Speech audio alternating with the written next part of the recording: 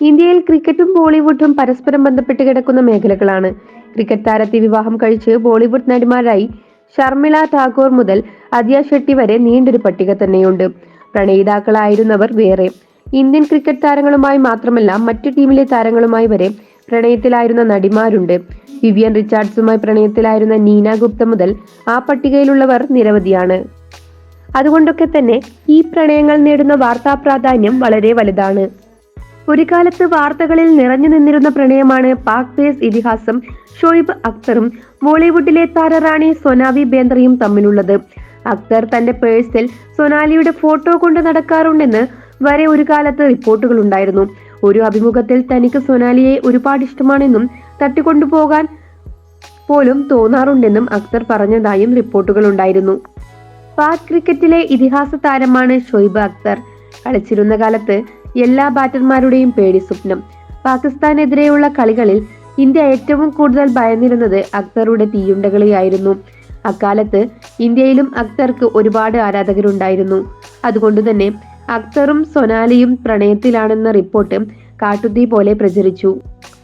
എന്നാൽ അതേക്കുറിച്ച് സൊനാലിയോട് ചോദിച്ചപ്പോൾ തനിക്ക് അക്തറിനെ അറിയില്ലെന്നാണ് സൊനാലി പറഞ്ഞത്.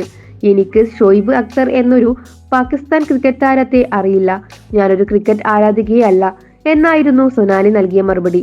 പക്ഷേ ഗോസിപ്പ് കോളങ്ങൾ അതൊന്നും ചെവികൊണ്ടില്ല. അവർ കഥകൾ എഴുതിക്കൊണ്ടിരുന്നു. ഒടുവിൽ കുറച്ചു വർഷങ്ങൾക്ക് മുമ്പ് താനും സൊനാലിയും തമ്മിലുള്ള പ്രണയ വാർത്തകളോട് ഷോയിബ് അക്തർ പ്രതികരിക്കുകയുണ്ടായി. കുറെ നാളുകളായി ഞാനൊരു കാര്യം കേൾക്കുന്നുണ്ട്, പക്ഷേ ഇതെന്തുകൊണ്ട് പറയുന്നെന്നോ ആര് പറയുന്നുവെന്നോ അറിയില്ല. ആദ്യമായും അവസാനമായും സൊനാലി ബേന്ദ്രയുമായുള്ള എന്റെ ബന്ധത്തെക്കുറിച്ച് പറയാം. സൊനാലിയെ ഞാൻ സിനിമകൾ തീർച്ചയായും കണ്ടിട്ടുണ്ട്, കുറേയൊന്നും കണ്ടിട്ടുമില്ല. ഞാൻ അവരുടെ ഫോട്ടോ പേഴ്സിൽ കൊണ്ടു നടക്കുന്നുവെന്നും തട്ടിക്കൊണ്ടുപോകാൻ നോക്കിയെന്നുമാണ് വാർത്ത വരുന്നത് എന്നായിരുന്നു അക്തർ പറഞ്ഞത്. ആദ്യം തന്നെ പറയട്ടെ, ഞാൻ സൊനാലിയെ നേരിട്ട് കണ്ടിട്ടില്ല. ഞാനൊരിക്കലും അവരുടെ ആരാധകനുമല്ല. അവർ തനിക്ക് വന്ന രോഗത്തെ നേരിടുകയും അതിനെ അതിജീവിച്ച് തിരിച്ചു വരുന്നതുമൊക്കെ കണ്ടപ്പോൾ ഞാൻ അവരുടെ ഫാനായി എന്നും അക്തർ പറഞ്ഞിരുന്നു. എന്നാൽ എനിക്ക് അവരുമായി യാതൊരു ബന്ധവുമില്ല.